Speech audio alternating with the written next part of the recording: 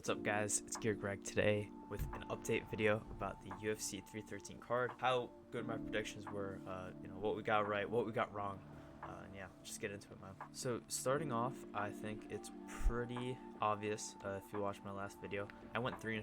I'm leaning towards saying I went 3-4 just because I didn't have a real opinion on the woman fight. So starting off with the first fight, Mauricio Ruffian and Bobby Green, I predicted that pretty much perfectly.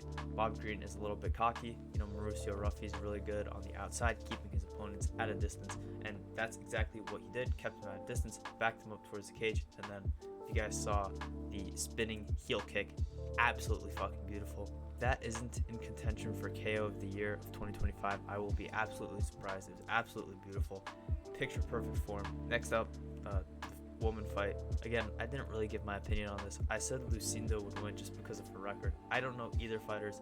Again, I don't really watch women MMA. Not in a hateful way, I just don't watch it.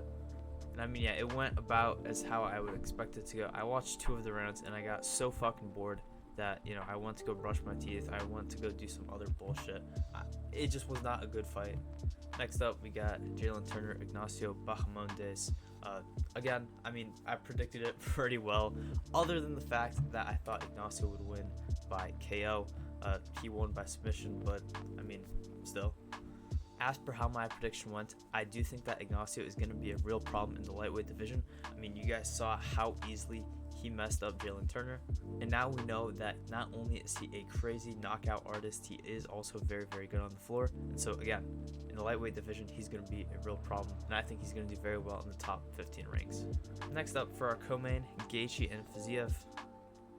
Now, yes, I did talk a lot of shit about Fiziev. I said he'd get knocked out. I said he'd get messed up. I said it wouldn't be a close fight, and I was wrong. Oh well.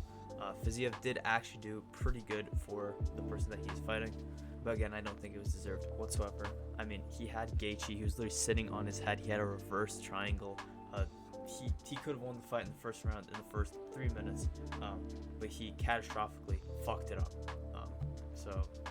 But I mean, yeah, other than that, I feel like he maybe won round 1.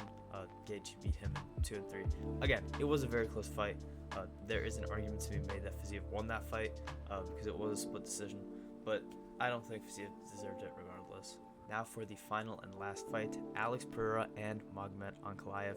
I got this fight wrong. Predicted that Alex would get the KO in the 4th round, but that is not all of what I said. A lot of people have been in my DMs talking shit about how Ankalaev won, about all of this and all of that. Guys, I called this fight near perfection, okay? I did say Alex would get the KO in the 4th round, but I also said that I think if it goes to the decision, I think it will be a very close fight, which it was for 2 of the judges. It was judged 48-47 for 2 of the judges. The last one said 49-46, which I think is absolute bullshit. Like I said, Ankalaev did have problems getting Pereira to the ground. Ankalaev was not as effective of his takedowns. A lot of people say that control time against the cage or some bullshit like that. I don't think that should count as control time.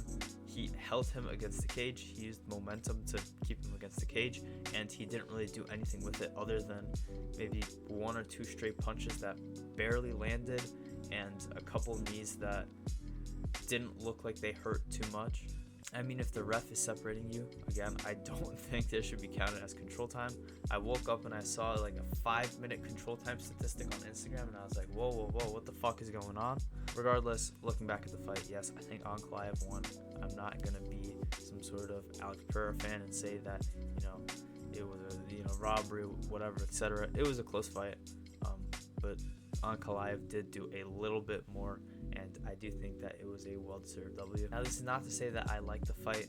I didn't really like either of them. I think Pereira could have done a lot better, and same with Ankalaev, honestly. Pereira is one of those fighters where if he doesn't get the knockout, he doesn't really have a lot for him going when it comes to a decision, just because he doesn't go forward a lot of the time. He's more kind of like a counter striker, and so therefore he does run in most of his fights. Alex doesn't have very good activity. He doesn't do a lot, and again, it's not in a hateful way. That's just the way Alex Pereira fights. He's a counter striker. He's not going to be pushing forward. He's going to be backing up and trying to find an opening for that left hook. So yeah, thank you guys for watching this video. It's a short one. It's just a recap. I mean, there's not a lot to be said. Thank you for watching. I'll see you guys next time.